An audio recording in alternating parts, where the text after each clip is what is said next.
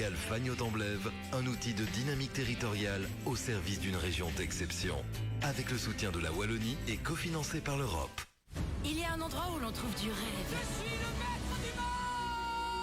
De l'aventure. Gladiateur, l'empereur veut te parler. Des frissons. Quelle excellente journée pour un exorcisme.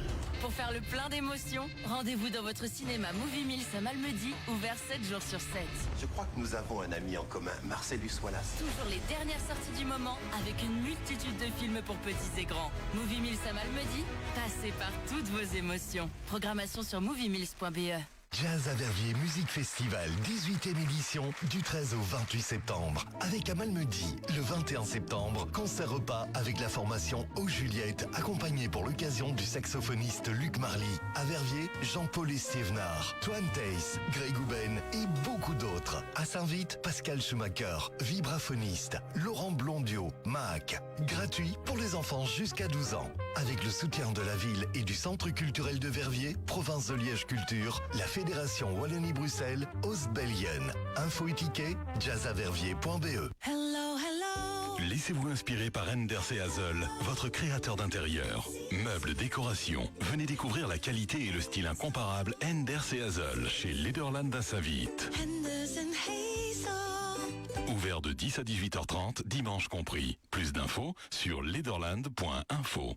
Avec Litry Confort Malmedy, retrouvez les meilleurs conseils pour d'excellentes nuits. La couette est un des éléments essentiels pour bien dormir. Litry Confort Malmedy vous en propose un très grand choix, comme la couette en laine Lanado, un produit naturel et régional. Avec des conseils personnalisés, vous êtes paré pour des nuits de qualité. Litry Confort Malmedy à côté du Quick, toujours plus de choix en matelas, lits, oreillers et couettes à tous les prix. Fermé le mardi. En septembre, chez Toyota Nexem, faites-vous plaisir et commandez la Toyota de vos rêves. Profitez de conditions exceptionnelles sur toute la gamme, ainsi que de nos modèles Toyota hybrides, maintenant moins chers que l'essence. Portes ouvertes jusqu'au 30 septembre. Conditions spéciales sur de nombreux véhicules de stock et toujours jusqu'à 10 ans de garantie. Toyota Nexem, à Beaunier-Malmedy et à Trois-Ponts. Bien jardiner ne s'improvise pas. Heureusement, il y a OLM Horticole Pont de Cheneux à l'entrée de Stavelot. Dans nos nouvelles installations, tout pour vous équiper en outillage pour le jardin.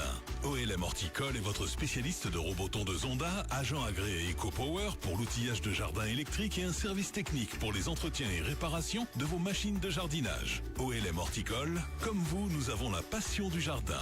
OLM Horticole, nouvelle adresse, Pont de Cheneux à l'entrée de Stavelot en venant de Masta, aussi sur Facebook. Notre région, notre passion. Le GAL Fagnotte-en-Blève, un outil de dynamique territoriale au service d'une région d'exception. L'initiative de l'ASBL Haute-en-Blève et des communes de Ouem, Malmedy, Stavelot et Stoumont. Impact FM présente le GAL Fagnotte-en-Blève. Et allons-y pour une nouvelle émission en direct. Je vous rappelle à suivre sur Impact FM pour l'image, aussi sur Facebook Impact News. Alors, 3e émission déjà, le temps passe vite. 3 projets ont officiellement démarré dans le cadre de GAL Fagnotte-en-Blève. Aujourd'hui, on reçoit les responsables de 2 d'entre eux. En quoi consiste, rappelons-le, le projet de plateforme de mobilité et d'autopartage citoyen porté par l'ASBL Farmit. Quelles sont les raisons du projet Village et Territoire qui résilie ainsi par le parc naturel des Hauts-de-Fagne Eiffel et aussi quels en sont les objectifs. Pas mal d'invités ce matin. Tout d'abord Renate Toussaint, représentant l'ASBL Farmit basé en communauté germanophone. Également Valentin Vidua, chargé de mission pour le parc naturel des Hauts-de-Fagne Eiffel. Et aussi le bien connu désormais Frédéric Chesley, coordinateur du GALFA et responsable de projet pour l'ASBL Haute-en-Blève. Et là je m'adresse directement au chef de l'émission, Frédéric Chesley. Bonjour Frédéric. Alors, c'est mieux avec le micro. Voilà. Bonjour à toutes et à tous. Il n'y a pas de chef ici, chef Patrick. Non, il n'y a pas de chef. On oublie le chef. Alors, Frédéric, les choses avancent bien sûr suite à l'officialisation du GAL Fagnotte-en-Blève et durant cette période des vacances, quelles sont les nouveautés avancées depuis l'émission du 12 juin dernier finalement?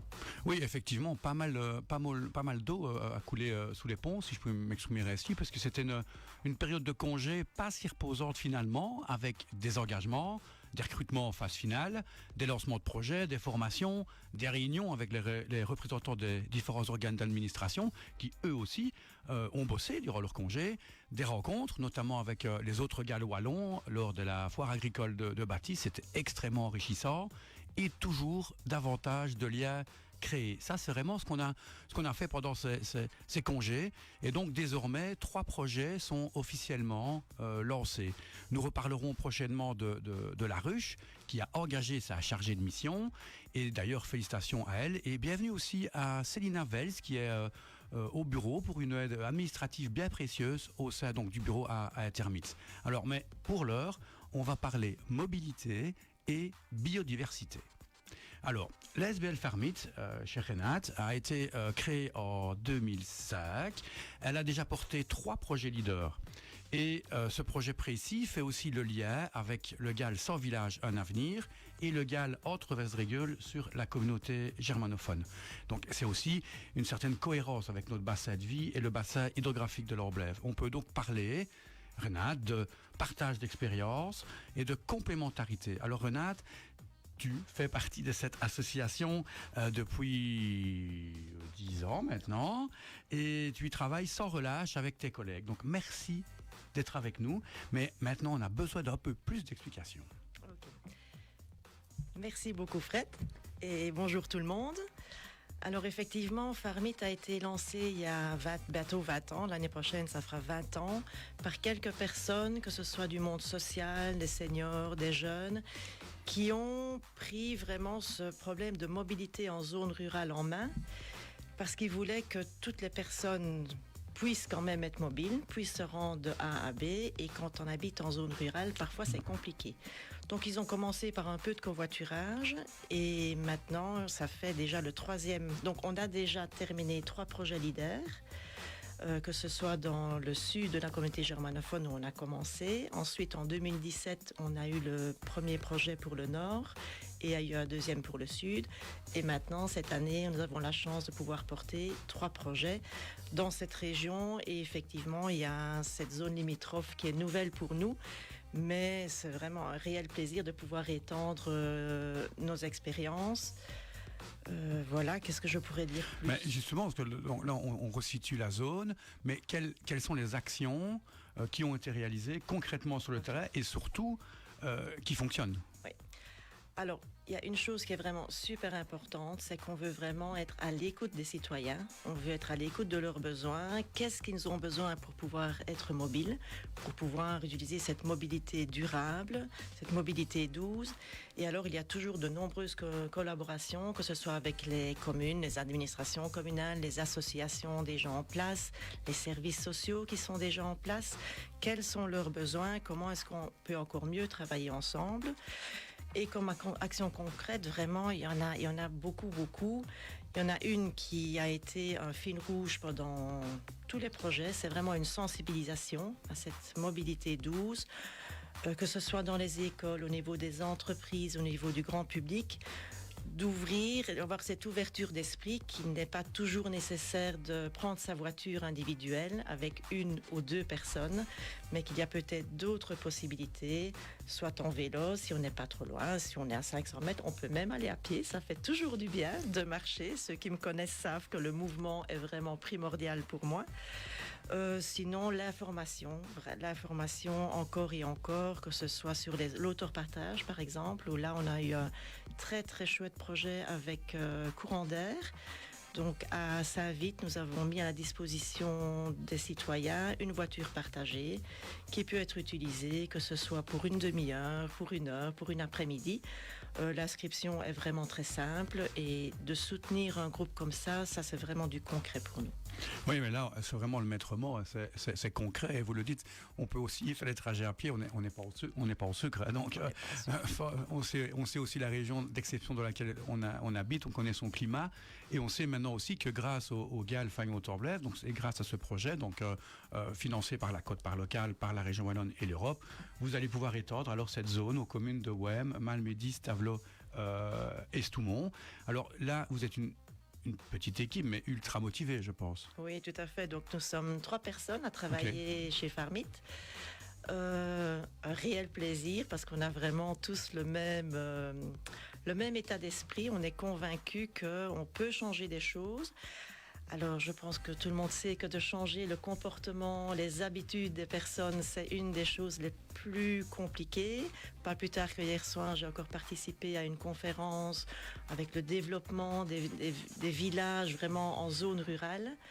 Et on est convaincu qu'en faisant peut-être des petites actions, mais continue de taper sur le clou continuellement, on va finir par pouvoir changer des petites choses. Et je pense aussi avec le temps des grandes choses.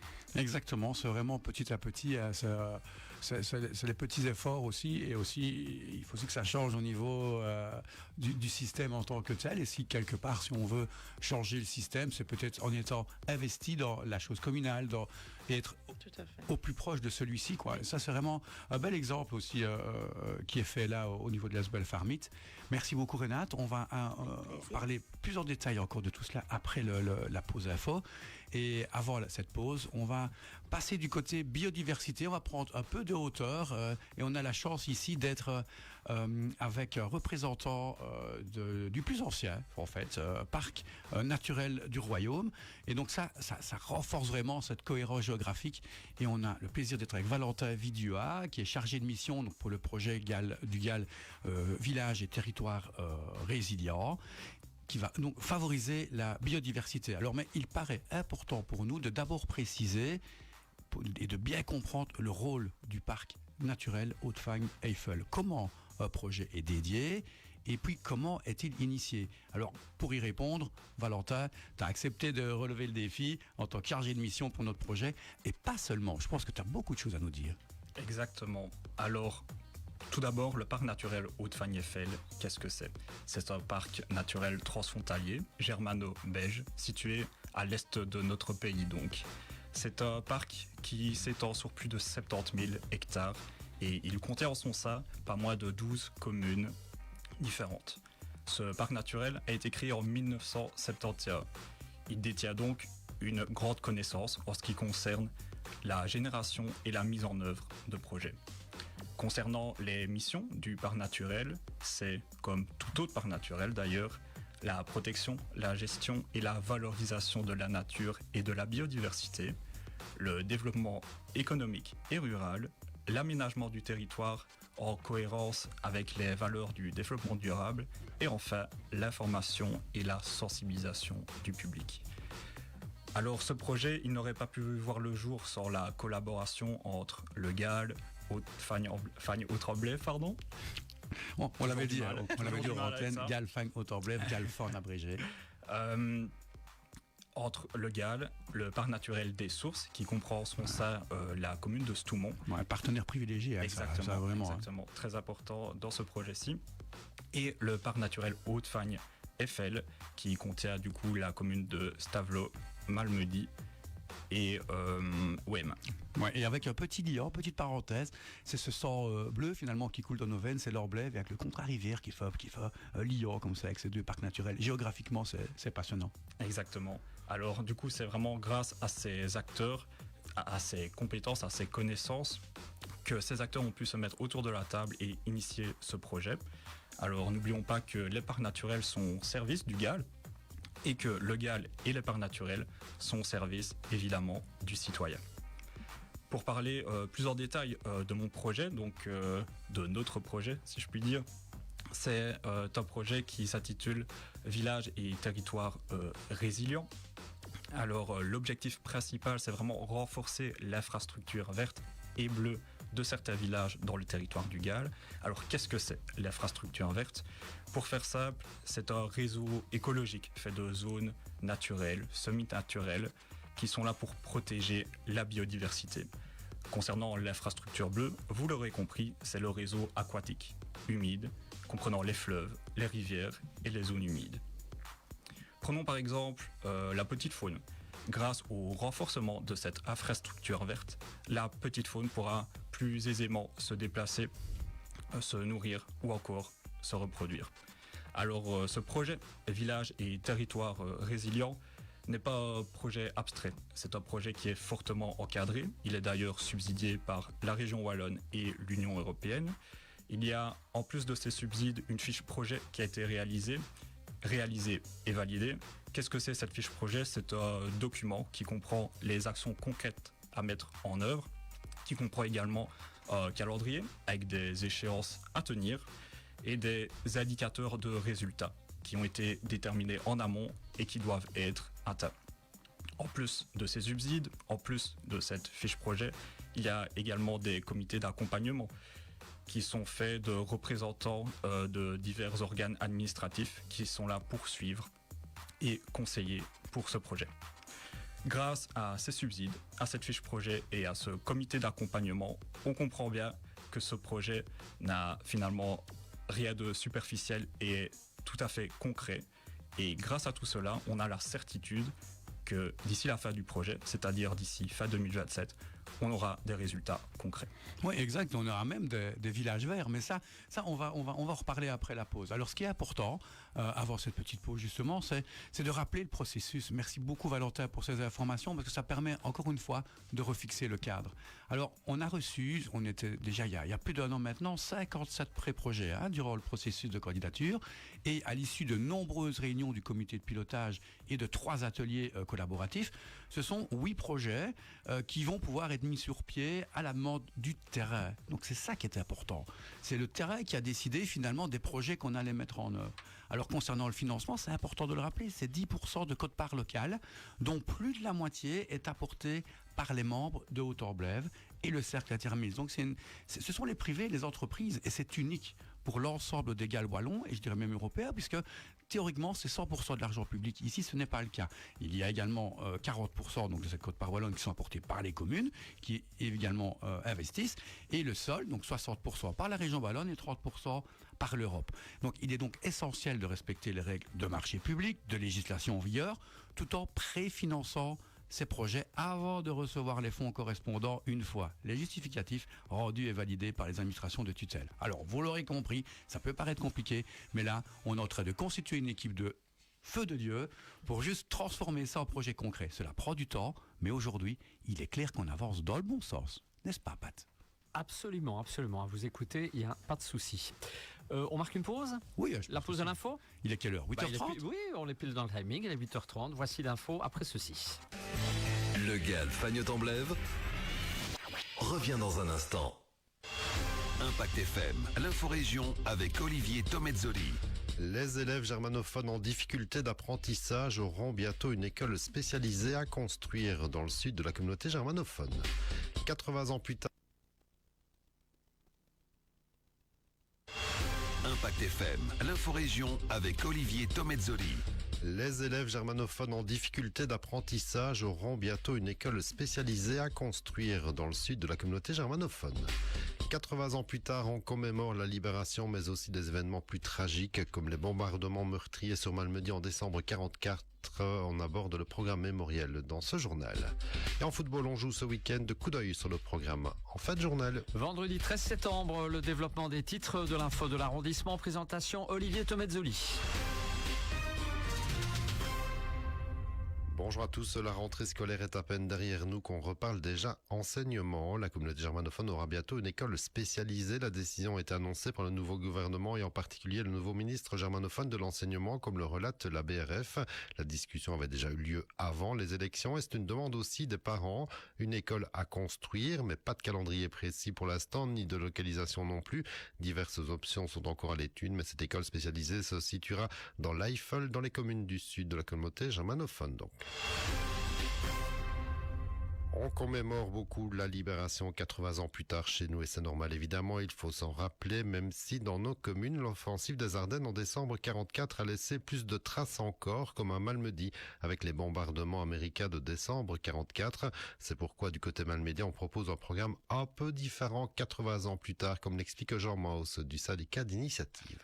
Nous sommes évidemment redevenus belges le 11 septembre il y a 80 ans, mais dans la mémoire de tous les Malmédiens, c'est les tristes événements, des bombardements qui sont dans la mémoire de tout le monde, tous ceux qui ont vécu cette période-là, et des descendants éventuellement. Donc on a axé notre programme de commémoration sur les événements tragiques de décembre et janvier de 1944 et 1945. Il y a un programme mémoriel avec des rendez-vous qui sont déjà fixés. Voilà, il y a des rendez-vous ponctuels qui commencera déjà ici en septembre, le 20 septembre, avec un concert de Glenn Miller et des activités annexes. Il y a a 2 films témoignages le 12 et le 19 décembre. Et il y a une exposition, Malmundarium, qui débutera également en décembre jusqu'en juin.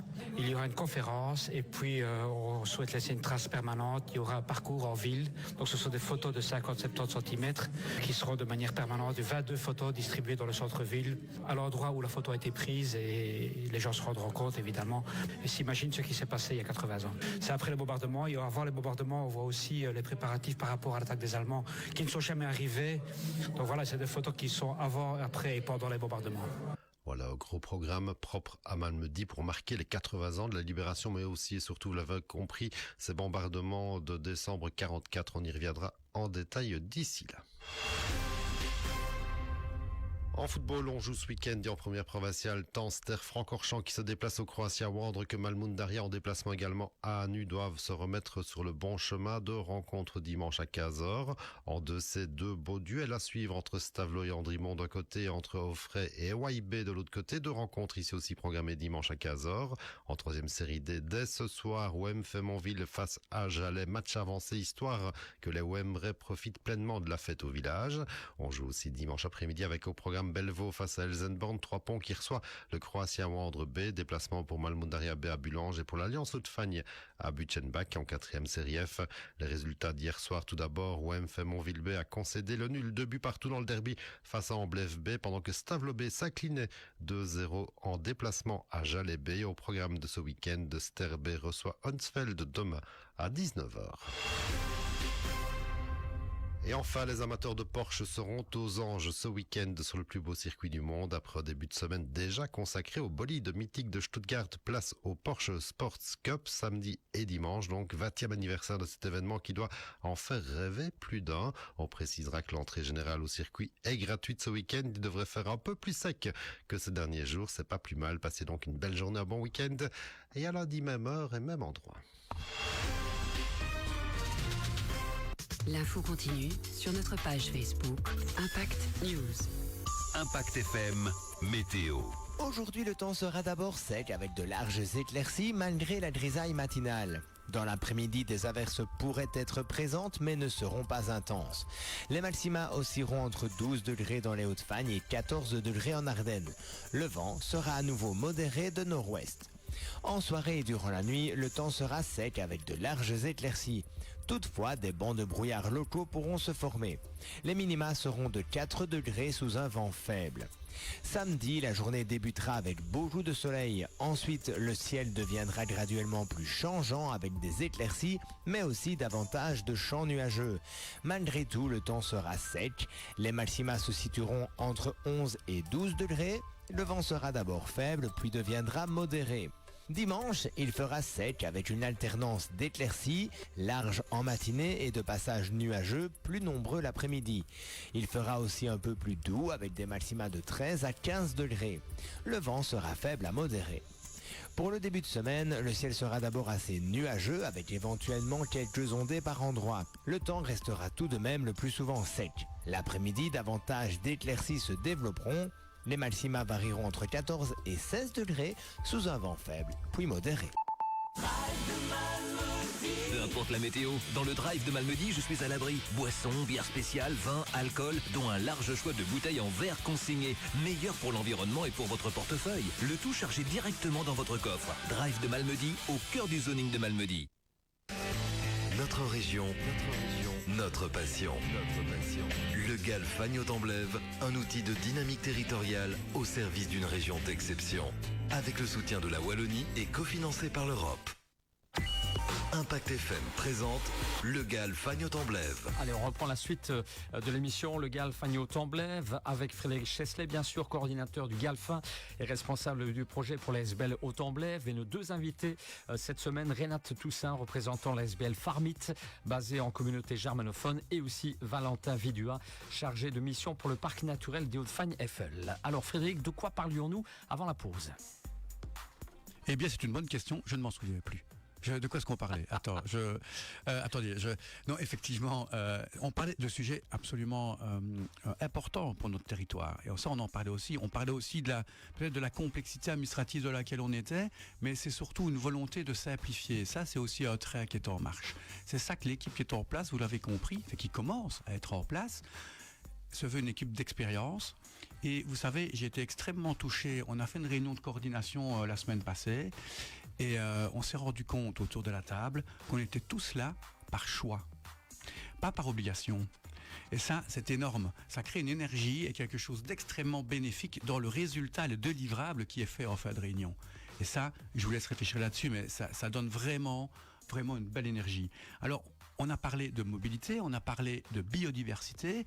Alors, et dans notre cas, ce sont des actions, et vous l'avez compris, et Valentin l'a bien rappelé, ce sont des actions qui ont été décidées en amont, qui sont et seront menées en concertation avec les partenaires privés et publics.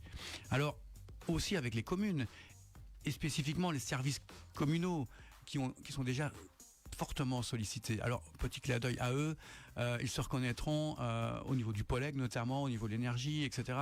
Ce sont tous les services communaux qui s'investissent corps et âme pour justement essayer de sensibiliser. Alors j'aurai une petite pensée aussi, nous aurons une petite pensée pour le succès du forum de la mobilité à la pile, de l'action du parking vélo à l'occasion de Vibration, ou encore la création d'un GRAC à Malmedy. Alors vraiment encore bravo à toutes celles et ceux qui ont porté ces initiatives. Tout cela, ce sont tant de témoignages d'une demande grandissante au sein du territoire. Alors, à l'aube de la semaine de la mobilité, c'est déjà la semaine prochaine, on va en parler encore davantage. Au sein du projet GAL, donc porté par Farmit, ce sont également de nombreuses avancées qui sont au programme des 3 prochaines années. N'est-ce pas, Renate? Oui, tout à fait. Donc là, c'est un programme quand même tout nouveau pour Farmit. Comme je l'avais déjà expliqué, jusqu'à présent, on a été actif dans les 9 communes de la communauté germanophone. Et depuis juillet cette année, on a étendu cette action sur les 4 communes du GAL, Fagnes, Haut-en-Blève. Mais avec toujours le même objectif, c'est de pouvoir travailler sur le comportement des personnes par rapport à cette mobilité qui est en pleine transformation pour le moment, qui va être encore plus repensée dans les années à venir. Ça, nous en sommes vraiment tous intimement convaincus. Et pour nous, ça a vraiment été une opportunité quand vous nous avez appelé. Tiens, est-ce que Farmit serait intéressé d'être porteur de projet pour le projet mobilité au niveau du GAL Fagnes Haut-en-Blève? On n'a pas réfléchi très longtemps. C'est sûr qu'on n'avait pas beaucoup de temps non plus, mais ça a été... Parce que quelque part, les régions, même s'il y a cette différence linguistique, on pense qu'on a quand même vraiment les mêmes défis. Et ce sont des communes limitrophes et les défis en zone rurale sont vraiment pareils. Ouais, c'est le même bassin de vie.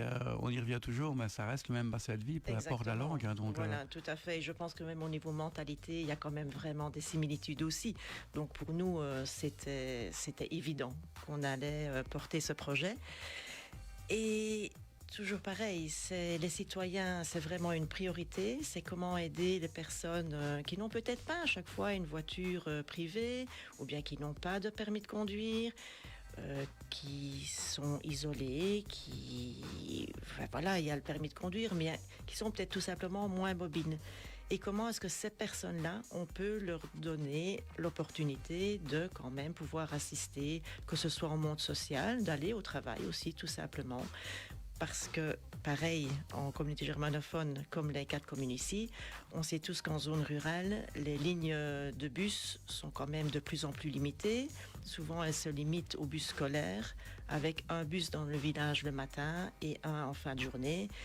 Et pour tout le reste, il faut trouver des solutions. Et c'est pour ça que la SBL Farmit est là et qu'on travaille justement. Oui, est-ce que, outre la sensibilisation, il y a des projets concrets. Il y a ce projet de plateforme de mobilité. Il y a ce projet d'autopartage citoyen. Donc ça fait sens aussi, puisque vous avez parlé du travail. On est aussi sur le volet économique, parce que être conscient de tout cela, c'est une chose, mais on veut vraiment travailler à trouver des solutions pour enrayer cette multi-problématique. Et c'est dans ce sens que vous allez travailler dans les années qui viennent à ce projet, avec une mobilité douce, active, alternative, qui est une réponse à un problème social et aussi à un problème économique. Et ça fait sens aussi dans le cadre d'un autre projet porté par le GAL, qui est le projet Académie Innovation et Formation, qui sera d'ailleurs lancé prochainement, mais ça on en reparlera. Alors Renate, cette problématique est large, mais par quoi allez-vous commencer ? Alors, la première étape, elle a déjà commencé. Vraiment, elle a commencé. C'est d'abord de vraiment recenser tout ce qui existe déjà. On ne va pas réinventer la roue. On veut vraiment travailler avec tout ce qui existe déjà, que ce soit les associations, les services sociaux. On est en contact avec les communes, les lignes de bus. Bon, on a une gare à Trois-Ponts, il y en a une à Verviers. De recenser toutes les solutions mobilité qui existent déjà, recenser tout ça sur la plateforme. Ça, c'est une chose. Il y a la sensibilisation qui commence aussi très prochainement. On a là aussi des contacts avec différentes communes. On a d'ailleurs, par exemple, la commune de Wem qui va lancer ses premières actions pendant la semaine de la mobilité, qui a lieu la semaine prochaine, du 16 au 22 septembre. Donc là, on travaille avec les écoles, avec toujours un partenariat avec les échevins de l'enseignement, échevins mobilité. Il y a des idées très concrètes avec les communes de Stavelot et de Malmedy. Et Stoumont est également très intéressé par une action au niveau de la sensibilisation. Donc là, ça bouge beaucoup et ça bouge très vite. Oui, et au niveau communal, mais aussi vous bougez un peu plus parce que vous avez rencontré des personnes ressources à Namur, chez Emprunt, chez Canopéa. Donc c'est plein de contacts qui sont en cours. Oui, au fait, la collaboration et... Comment je veux dire, de se soutenir l'un l'autre, c'est super important pour nous. Donc, on a d'abord une très grande collaboration avec Courant d'Air, qui est une coopérative qui est située à Elsenborn, où là, on va plutôt informer au niveau de l'autopartage et des voitures électriques. Mais alors, on a toujours des ressources externes. Je vais en citer deux. Par exemple, l'agence Empreinte, qui est située à Namur, qui va faire des actions plus au niveau sensibilisation dans les écoles. On a rencontré Canopéa, qui eux font plus des séances d'information, plus au niveau adulte. Voilà, on cherche vraiment des partenaires parce qu'on ne sait pas être spécialiste dans tout et c'est important de travailler avec des partenaires qui sont expertise là-dedans. Oui, un ami cher me répète souvent, on est toujours tout seul, mais on n'est rien sans les autres. Exactement. Alors, plus que jamais, décloisonner, coopérer, s'entraider, ça fait partie des valeurs qui sont chères au processus leader et au GAL en général. Alors, si on prend un peu de recul, il faut appréhender cet avenir, il ne faut pas l'appréhender, il faut plutôt se positionner et imaginer comment on imagine... aller aux alentours de 20 km autour de nous, comment ça va se passer. Et donc ça, on a parlé de la mobilité, on va aussi parler de la biodiversité, mais d'abord, je pense, Pat, vous avez 2-3 petits messages publicitaires à positionner. Oui, absolument, et on revient juste après 1 minute 30, et puis on revient tout de suite pour la dernière ligne droite. À tout de suite, merci. Le GAL Fagnotte-en-Blève revient dans un instant. Skydive Center Spa. Skydive Center Spa, le plus grand centre de parachutisme en Belgique, vous propose une idée cadeau vraiment originale. Un saut en tandem ou un saut d'initiation. Accessible à tous, découvrez ou faites découvrir les joies de la chute libre grâce à nos bons cadeaux.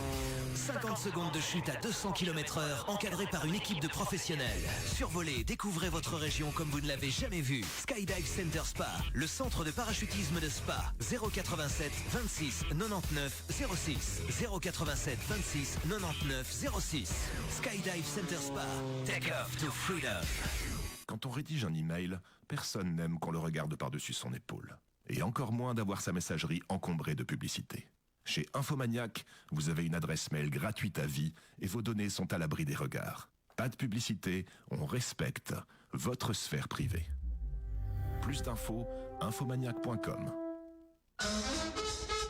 L'AMAPAC présente The Best of Glenn Miller à la Fraternité à Malmedy, vendredi 20 septembre.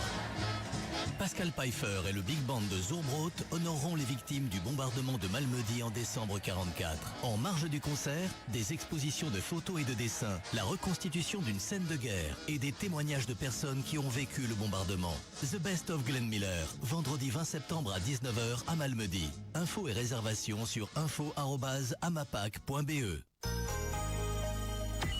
Impact FM présente le GAL Fagnotte-en-Blève. Oui, et on est reparti pour la toute dernière ligne droite jusqu'à 9h avant les infos. Frédéric, la suite. Oui, c'est moi. Oui, je suis là. Je suis là et nous sommes toujours là. Alors, pour conclure, n'hésitez pas, si vous avez la moindre question par rapport à ce qu'on vient d'évoquer par rapport à la mobilité, contactez la SBL Farmit et demandez Caroline, parce que Caroline est la chargée de mission en poste, donc une des collègues directs de Renate. Alors, avant maintenant d'aller plus loin dans le projet biodiversité, je pense que Valentin, c'est important de repréciser les différentes étapes à venir. On a compris ce qu'était le parc naturel, on le sait, on le soutient, on l'aime, puisque c'est lui aussi qui fait le lien véritablement territorial de nos différentes communes.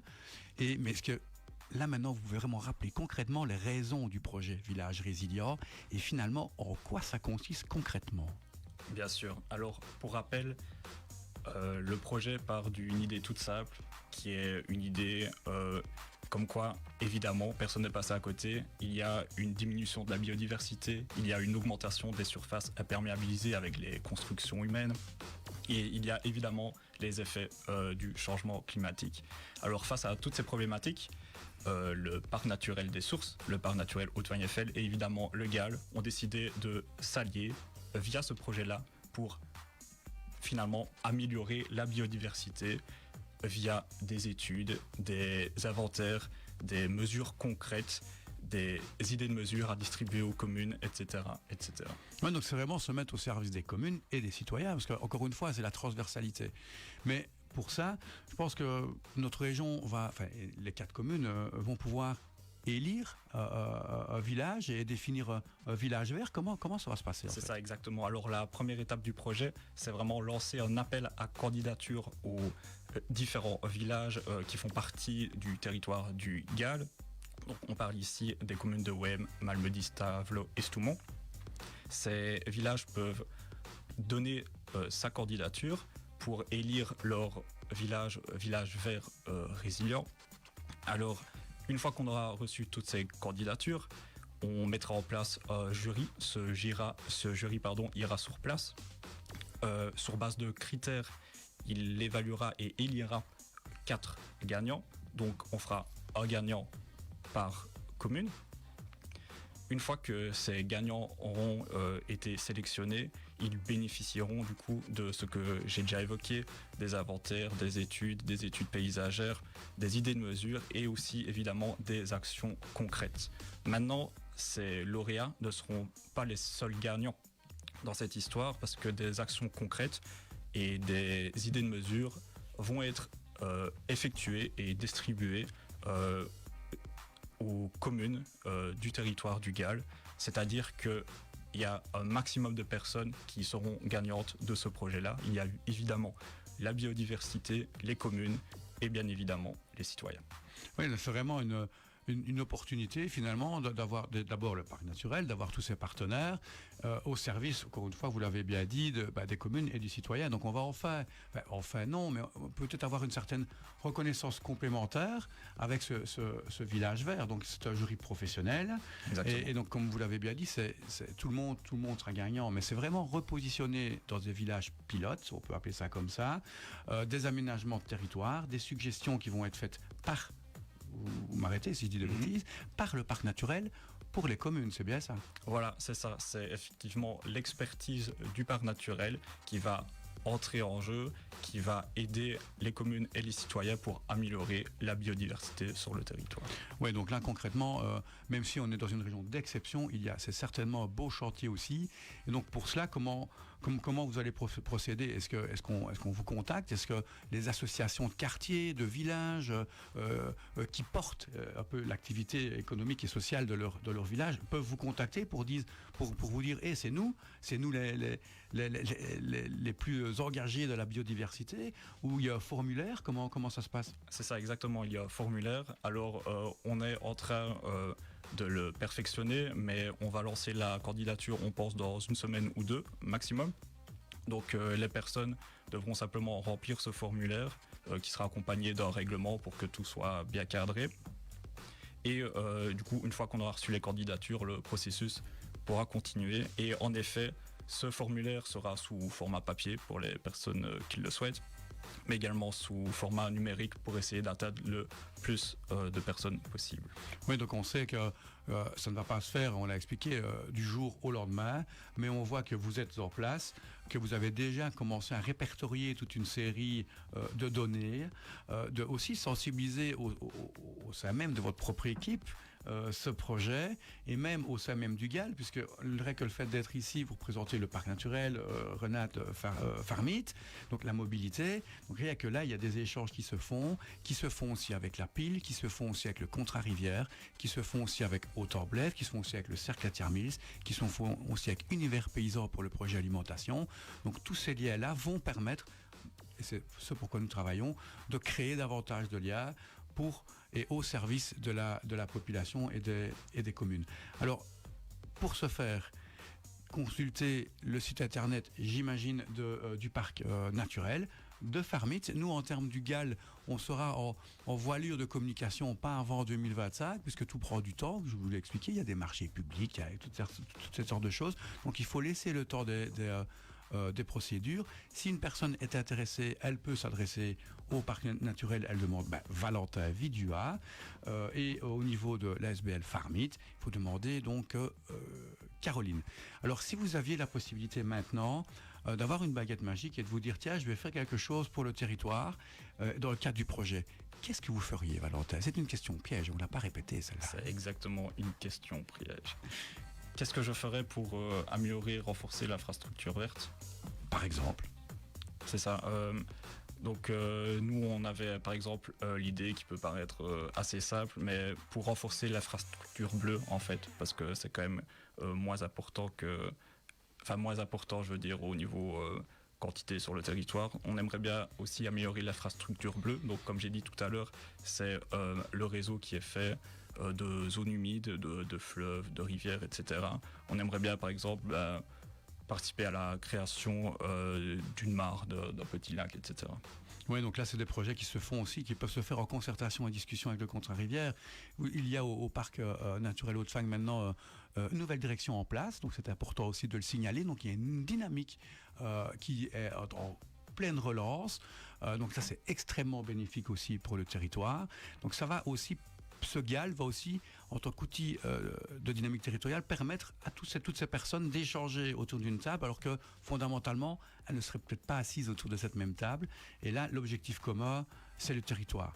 Alors, Renate, je vais te poser la même question, évidemment, en tant que personne, cette fois, mais je pense que tu le fais déjà, c'est si tu avais une baguette magique, qu'est-ce que tu ferais pour le territoire? Oh là là, je ferais tellement de choses. Alors déjà tout ce qui est école, moi travailler avec les enfants évidemment ça c'est quelque chose qui me tient vraiment à cœur, sensibilisation pour commencer là. Ce que j'aime beaucoup quand on touche les enfants, c'est que la discussion est ouverte dans les familles, que les parents peuvent rediscuter mobilité avec leurs enfants aussi.